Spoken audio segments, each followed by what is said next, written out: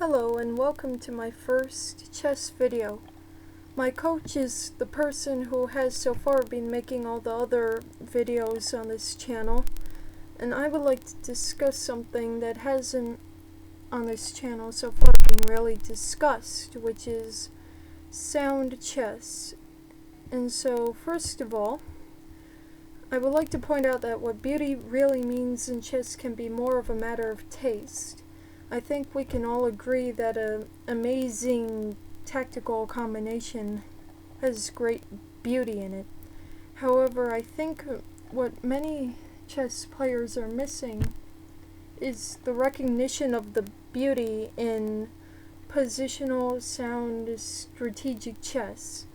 The way your opponent is gradually ground down and crushed positionally and can do nothing about it, and the way the utter clarity of a unique and crushing strategy and things like that.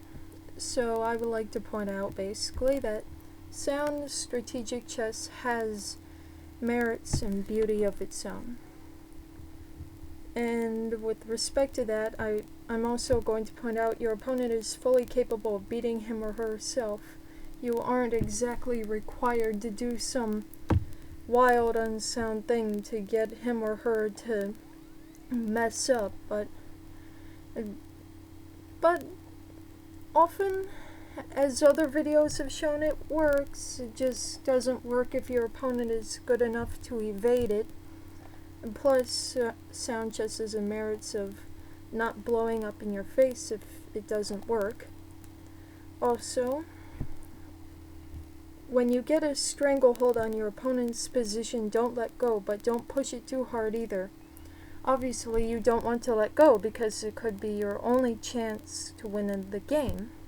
But don't push it too hard because you may wind up losing or drawing or basically throwing everything away because you've been trying to kind of overdo it. Magnus Carlsen is notorious for sitting on a position and when he recognizes that nothing is there, he often doesn't push it.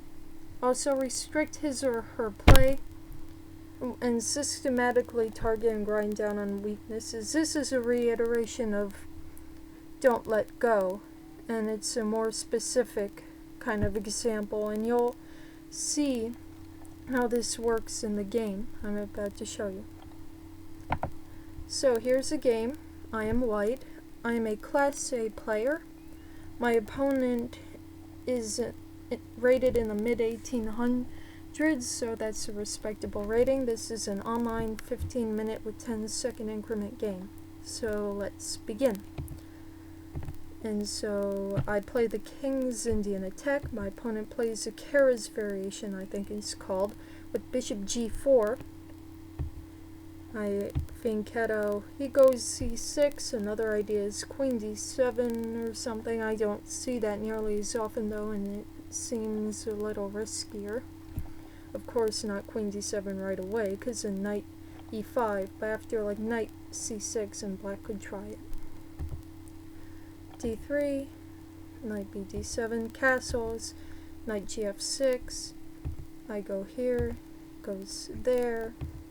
All these are normal, but oh yes, I almost forgot to unpause the engine. I apologize.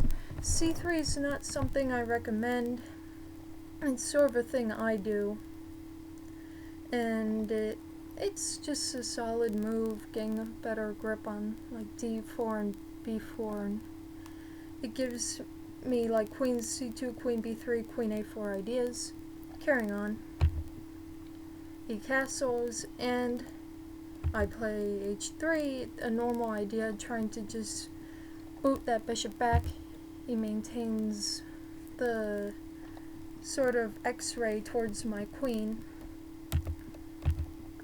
I claim some of the center for myself. I strike at d5, and I see that Komodo likes h6, which prevents me from picking up his light squared bishop because he'll have h7 for his bishop after say like g4, bishop 6, knight h4, bishop h7, something like that.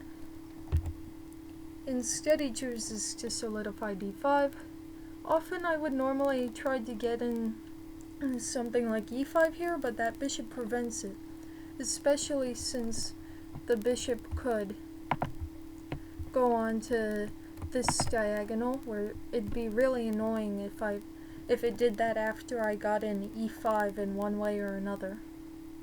So I'm going to just get rid of that bishop to prepare for expansion, and often that bishop is the piece black has that's particularly annoying in this formation. I play g4, he goes here forced, I go here. I have nothing to worry about regarding knight takes c4, knight takes g4, discovering on my h4 knight, because I can take on g6, and then I'll have the Zwishin knight takes c7 check. So that's an important thing to consider. He goes here, trying to attack my d3 and e4 squares. I take off his bishop, helping to defend those squares. He takes back. He probably should have considered f takes g6 to open the file for his rook. Anyways, I go here, and he should have put his knight on d7, but instead he puts it on h6, and I think that's an inaccuracy.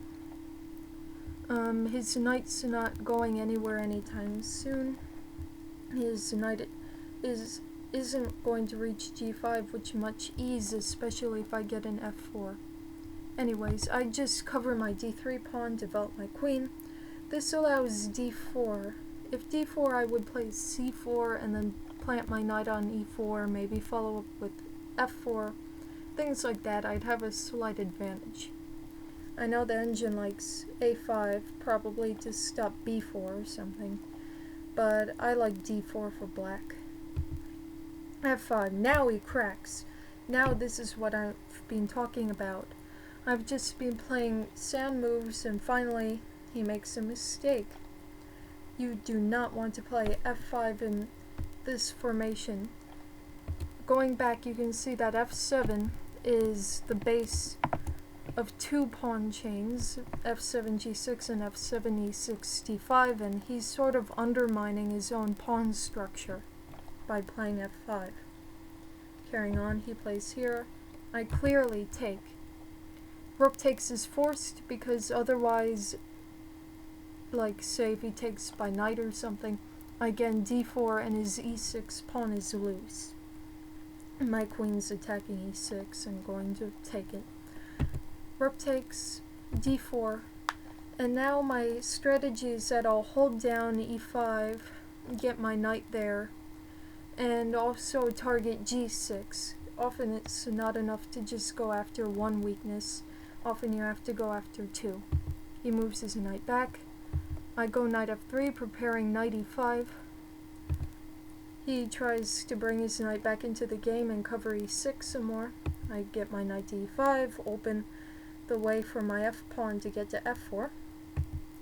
He covers g6 in advance, probably anticipating something like g5 and booting his rook away from g6. And now I get an f4, and as you can see, I'm clamped down on the e5 square, I'm clamping down on the g5 square, I'm making his weaknesses immobile, and I am attacking them.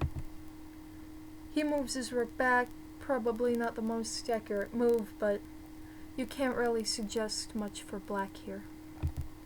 I eye the g6 weakness. He goes right back to f6, and I kick his rook again, sort of.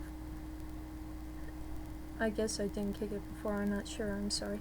Anyway, rook f5, blocking my queen from g6, and now I do something a little sneaky. Tried to figure out what I want to do next.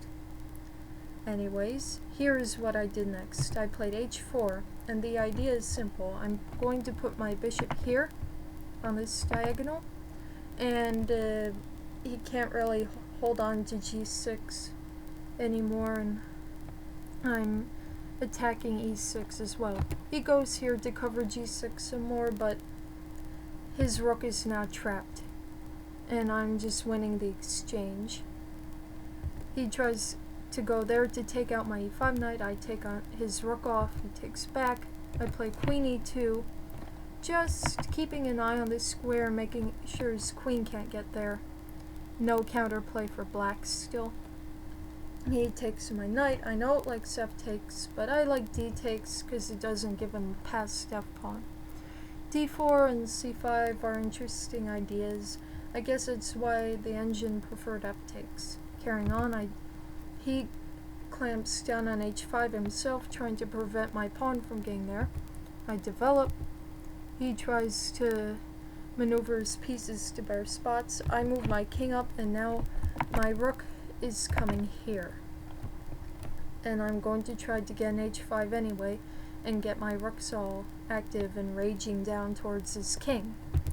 He moves his king up to make way for his major pieces to reach a h-file.